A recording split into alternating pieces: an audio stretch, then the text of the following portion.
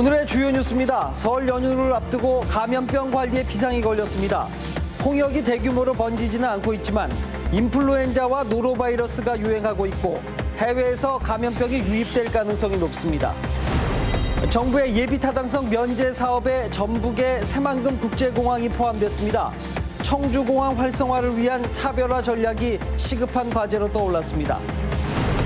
한 장애인 부부가 30년 넘게 살아온 집이 철거될 위기에 놓였습니다. 댐이 생길 당시 제천시가 정해준 곳으로 이사를 했을 뿐인데 최근 토지 소유주가 이의를 제기하며 벌어진 일입니다. LG화학 전지 부분 매출이 지난해 6조 원을 돌파하며 사상 최대 실적을 올렸습니다.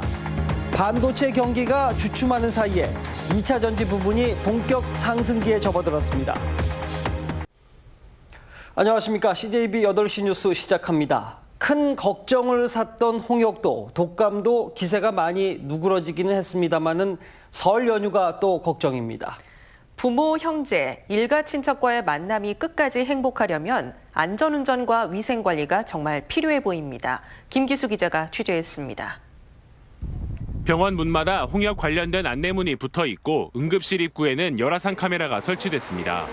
지난달 대구에서 발생한 홍역 확산을 막기 위해 선제적 대응에 나선 겁니다. 다행히 높은 예방접종률에 대규모 확산 가능성은 낮지만 산발적 발생이 지속되고 있습니다. 그쪽에 사시는 분들 그리고 그쪽에 다녀오셨던 분들은 아무래도 좀 가속 접종으로 6에서 11개월 그리고 2차는 13에서 47개월 사이에 맞는 게 좋으실 것 같습니다. 해외에서 유입되는 지카 바이러스 말라리아와 같은 법정 감염병도 문제입니다. 명절 연휴 해외 여행객이 늘어나면서 지난 2014년 이후 신고 건수는 증가 추세입니다. 최근에는 27% 급증하면서 2007년 이후 최고치를 기록했습니다. 해외여행 전에는 목적지에 주요 감염병이 무엇인지 확인하시고 필요하시다면 병의원에 가셔서 예방접종, 예방약, 그리고 예방 물품들을 잘 챙겨 가시는 게 필요하고요. 지난달 말에 정점을 찍은 인플루엔자, 즉 독감 바이러스도 여전히 유행 중이고 겨울철에 주로 발생하는 노로바이러스 감염은 증가 추세를 보이고 있습니다. 감염병 예방은 손발 씻기와 마스크 쓰기 등 기본적인 위생 수칙을 지키는 게 무엇보다 중요합니다. CJB 뉴스 김기수입니다. 다음 뉴스입니다. 정부의 예비 타당성 면제 사업에 전북의 새만금 국제공항이 포함됐습니다. 남의 동네 잔치에 찬물을 끼얹을 일은 아니지만 청주 국제공항의 경쟁력을 위해서는 지금부터 차근차근 대책을 마련해야겠습니다. 정진규 기자가 취재했습니다. 새만금 국제공항은 현재 사전 타당성 용역이 진행 중입니다. 이후 절차인 정부의 예비 타당성 조사가 면제됐기 때문에 용역이 끝나면 곧장 기본 설계에 착수합니다. 전북도는 2023년까지 새만금 공항 임시 개통을 계획하고 있습니다. 전북 대도약을 향한 또 하나의 새롭고 힘찬 출발이 시작되었습니다. 세계를 향한 전북의 하늘길이 비로소 열리게 된 것입니다. 일단 새만금 공항이 개항하더라도 청주공항 항공 수요를 잠식할 가능성은 낮습니다. 하지만 장기적으로 청주공항과의 노선 중복과 기반시설 확충의 걸림돌이 될 수 있다는 분석입니다. 여기에 이스타 항공도 변수입니다. 이스타 항공은 청주공항 국제노선 13개 가운데 9개를 갖고 있는데 전북 기업인 이스타 항공은 새만금 공항이 들어서면 거점을 옮겨갈 가능성이 있습니다. 청주공항을 기반으로 한 항공사인 에어로케이와 화물 운송 전문 항공사인 가디언즈 항공의 면허 허가 등 청주공항만의 차별화 전략이 필요한 이유입니다. LCC 면허가 이제 받게 되면 이제 노선 다변화가 통하기 때문에 이제 아무래도 이제 그 국제선 여객 터미널이라든지 이제 여러 가지 이제 그 항공 인프라에 이제 많은 이제 그 개선하는 데 노력을 또 할 것으로 좀 판단되고요. 새만금 공항 신설이 기정사실화되면서 청주공항 활성화를 위한 세밀한 전략 수정이 불가피하게 됐습니다. CJB 뉴스 정진규입니다. 네, 한 장애인 부부가 30년 넘게 살아온 집이 철거될 위기에 놓였습니다. 댐이 생길 당시 제천시가 정해준 곳으로 이사를 했을 뿐인데 최근 토지 소유주가 이의를 제기하며 벌어진 일입니다. 이태연 기자가 취재했습니다. 청각 언어장애를 갖고 있는 오광문 씨 부부는 법원으로부터 30년 넘게 살아온 집에 대해 철거 명령을 통지받았습니다. 집의 일부가 다른 사람의 토지를 침범했다는 겁니다. 기초생활수급자인 오 씨 부부는 그동안의 토지 사용료 2천만 원과 철거비, 상대의 소송 비용까지 모두 떠안을 처지에 놓였습니다. 그 집배원 아저씨가 이제 자주자주 우편물을 자주자주 가지고 오다 보니까 이게 무슨 내용인지는 모르고 있다가 처음에 이제 딸한테도 한번 보여주고 그랬는데 딸이 뭐 이렇게 울기도 한번 했었다고. 하지만 집이 들어선 자리는 32년 전 댐건설로 기존 오 씨의 집이 수몰될 당시 제천시로부터 이주를 지정받은 곳입니다. 시의 보증으로 건축비까지 대출받았고 2년 전에서야 대출금을 모두 갚으며 건축물 대장에도 오 씨의 이름이 올라 있지만 문제는 재판 과정에서 오 씨의 변호인이 이 같은 내용을 증명할 서류를 대부분 제출하지 않았다는 겁니다. 판결 뒤 변호인이 항소조차 제기하지 않은 탓에 재판단의 기회마저 잃었습니다. 국선 변호인이 이 증거 자료들을 전부 제출을 해서 여기에 대해서 법리적 논쟁을 일으켜가지고 어느 정도까지도 좀 유리한 점을 끌어내야 될 입장에 있는 사람이 이런 중요 자료들을 전부 간과하고 빼버리고. 오 씨의 재심을 위해 시민단체 등이 나서주고 있는 가운데 청와대 청원 게시판에 오른 오 씨의 사연은 며칠 만에 500명에 가까운 동의를 얻었습니다. 한편 일부 책임이 있는 제천시가 직접 도움에 나서야 한다는 지적도 적지 않습니다. CJB 뉴스 이태현입니다.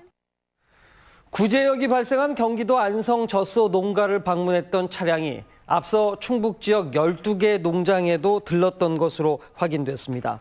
충청북도는 이 가운데 구제역 잠복기가 지나지 않은 보은의 한 개 농장에 이동 제한 조치를 내렸습니다. 하지만 확인 결과 아직까지 이렇다 할 의심 증상은 없다고 밝혔습니다. LG화학 전지 부문 매출이 지난해 6조 원을 거뜬히 돌파하며 사상 최대 실적을 올렸습니다. 반도체 의존도가 지나치게 높은 충북에 그야말로 단비 같은 소식이 아닐 수 없습니다. 조상우 기자입니다. LG화학 실적 발표에서 가장 눈길을 끄는 부분은 자동차 배터리를 포함한 전지 부분입니다. 지난 2016년 3조 5천억 원 정도였던 매출이 1년 만에 1조 원이 늘었고 지난해는 2조 원이 증가했습니다. 영업이익도 2천억 원을 돌파했습니다. 특히 대규모 투자가 이어진 자동차 배터리는 계속 적자를 기록해오다 지난해 4분기 마침내 손익분기점을 넘어 흑자로 전환했습니다. LG화학 전기차 배터리 공장은 유럽 시장을 겨냥한 폴란드와 중국의 2곳 그리고 미국에 있고 국내엔 청주 오창 공장이 유일합니다. 글로벌 전기차 수요는 지난해 132만 대에서 2025년엔 1325만 대로 10배나 커질 것으로 시장조사기관은 전망하고 있습니다. 이제 4차 산업혁명이 2020년도부터 본격화가 되고 있는데 그랬을 때 가장 필수적인 산업의 쌀로 보이는 것이 기존의 반도체에다가 이동하는 데 소요되는 전력, 즉 2차 전지의 소요량은 엄청나게 폭증할 것으로 예상이 됩니다. SK 하이닉스에 대한 의존도가 심했던 충북 경제는 반도체와 2차 전지, 쌍두마차가 이끌게 돼 보다 안정적인 구조를 이루게 됐습니다. LG화학은 내년까지 전기차 배터리에서만 매출 10조 원을 달성한다는 목표입니다. 반도체 경기가 주춤하는 시기에 때마침 2차 전지 부문이 본격 상승기에 접어든 건 충북 경제에 무척 다행스러운 일입니다. CJB 뉴스 조상우입니다. 충북, 충남, 대전, 세종 등 충청권 4개 시도지사가 오늘 청와대에 대통령 세종집무실 설치를 공동 건의했습니다. 이춘희 세종시장은 오늘 청와대를 방문해 노영민 비서실장 등 주요 인사를 만나 4개 시도지사가 공동 서명한 대통령 세종집무실 설치 공동 건의문을 전달했습니다. 건의문에서 세종집무실은 국정 운영의 효율성을 확보하고 국가 균형 발전과 지방 분권의 상징적 장소가 될 것이라고 강조했습니다. 네, 얼마 전 대전시 금고동의 폐기물 매립장 환경조사에서 해당 시설과 인접한 청주시 현도면이 제외됐다는 소식 전해드렸는데요.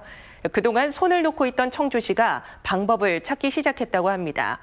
이 보도 이후에 첫 변화를 홍우표 기자가 취재했습니다. 청주시 연도면 중청리와 양지리 주민들이 대전 금고동 매립장 주변환경 영향조사 대상에서 제외된 것을 안 시기는 5년 전쯤. 이후 대전시 측에 꾸준히 민원을 제기하고 행정정보 공개를 청구하면서 확인됐습니다. 대전시청에 그 진정서나 여러 가지 그 민원을 지금 제기를 한 상태에서 포함이 돼가지고 지금 하고 있다라는 얘기를 들었습니다. 청주시 측은 오는 5월에 나오는 용역 결과에서도 현도면이 제외될 것으로 보고 있습니다. 현도면 주민들이 본격 민원을 제기한 지난해 10월 이전에 이미 대전시가 관련 용역을 발주했기 때문입니다. 당초 청주시가 법적 행정적으로 어쩔 수 없다는 입장이었던 이유입니다. 그런데 CJB의 보도 이후 청주시 측이 공식 대응 쪽으로 입장을 선회했습니다. 대전시 측의 현도면 일부를 매립장 주변 영향조사 대상에 포함시켜야 한다는 공문을 보내기로 한 것입니다. 충청북도의 충청권 시도지사 협의회 안건으로 채택될 수 있도록 대응 문건도 작성할 계획입니다. 그래도 남은 과제가 있습니다. 대전 금고동 매립장 조성 사업은 1995년 매립장 주변 주민들의 피해 보상 등을 담은 관련 법령이 제정되기 이전에 시작됐습니다. 하지만 매립장 가동은 이후의 일입니다. 피해 보상에 소급 적용이 가능한지 여부도 청주시가 법제처 등에 확인해야 할 필요가 있는 것입니다. 일종의 환경 문제인 이번 사안에 대해 청주시가 공식 대응을 전명한 만큼 대전시에 과연 얼마나 약발이 들을지 지켜볼 일입니다. CJB 뉴스 홍우표입니다. 설 연휴 기간 도내 20개 응급의료기관과 의료시설에서 응급실이 24시간 운영됩니다. 보건소와 보건기관 202곳과 병의원 663곳, 약국은 437곳이 연휴 동안 하루 이상 문을 열 방침입니다. 응급진료기관과 병의원 정보는 충청북도와 시군 보건소 홈페이지 등에서 확인할 수 있습니다. 청주시의회 경제환경위원회 소속 의원들은 오늘 기자회견을 열고 반도체 특화 클러스터는 청주가 최적지라고 주장했습니다. 이들은 SK하이닉스 공장이 위치한 청주는 대기업과 중소기업 상생의 모범 사례로 꼽힌다며 수도권에 들어선다면 지방의 박탈감이 클 것이라며 유치 논리를 밝혔습니다. 한편 오늘 기자회견은 전체 시의원 명의가 아닌 상임위원회 주도로 진행돼서 아쉬움을 남겼습니다. 유네스코 산하 국제기록유산센터가 청주시 운천동 고인쇄 박물관 일대 직지 문화특구에 들어섭니다. 국제기록센터는 현 한국공예관을 철거하고 인근 상가를 추가로 매입해서 올 하반기에 공사에 들어갈 예정입니다. 한편 한국공예관은 옛 연초제조창으로 이전합니다. 다음 뉴스입니다. 충북 지역 제조업의 1월 업황 BSI, 즉 기업 경기 실사 지수가 62로 조사돼 한 달 전보다 4포인트 하락했습니다. 다음 달 업황 전망 BSI는 60으로 무려 10포인트나 떨어졌습니다. 이는 한국은행 충북본부의 기업 경기 조사 결과로 두 분야 모두 전국 평균보다 5포인트 낮은 수준입니다. 특히 1월 자금 사정 BSI는 75로 한 달 전보다 7포인트나 하락해 기업들의 자금난을 반영했습니다. 자유한국당 충북도당 엄태영 도당위원장 등 당직자들은 오늘 육거리 시장을 찾아 설 명절 맞이 장보기 행사를 실시했습니다. 참석자들은 시장 구석구석을 돌며 설 용품을 구입하는 한편 상인들과 만나 애로사항 등을 청취하고 전통시장 활성화와 골목 상권을 지키는 데 앞장서겠다고 약속했습니다. 충북지방경찰청은 설 명절을 전후해 전화 금융사기, 보이스피싱 피해가 급증하고 있다며 특별 경보를 발령했습니다. 지난해 보이스피싱 피해 현황은 722건, 피해액 76억 원으로 전년 대비 각각 23%, 32% 상승했습니다. 최근에는 대출에 필요한 금융기관 애플리케이션을 내려받게 하는 수법으로 악성 코드를 깔아 어떤 전화를 해도 사기범에게 연결되는 수법이 나오고 있어 각별한 주의가 요구됩니다. 오는 8월 개최되는 충주 세계 무예 마스터십 대회에 태경과 우슈 등 21개 종목이 확정됐습니다. 8월 30일부터 8일간 열리는 세계 무예 마스터십 대회에는 100여 개 나라 4천여 명의 선수와 임원이 참가할 전망인 가운데 대회 조직위는 호텔과 연수원 등 선수단이 이용할 숙박시설도 확보했다고 밝혔습니다. 김형근 한국가스안전공사 사장이 설 명절을 앞두고 가스 사고 예방을 위해 연일 현장 점검에 나섰습니다. 김형근 사장은 오늘 청주에 있는 용기 재검사 업체를 찾아 안전관리 현황을 확인했고 어제는 서울 송파에 있는 LPG 충전소를 방문해 LPG 차량에 대한 누출 점검을 실시하는 등 시민들을 대상으로 가스 안전 캠페인을 실시했습니다. 명문고 육성을 위한 충청북도와 도교육청의 협의가 설 연휴가 끝나는 다음 달 7일부터 본격적으로 시작됩니다.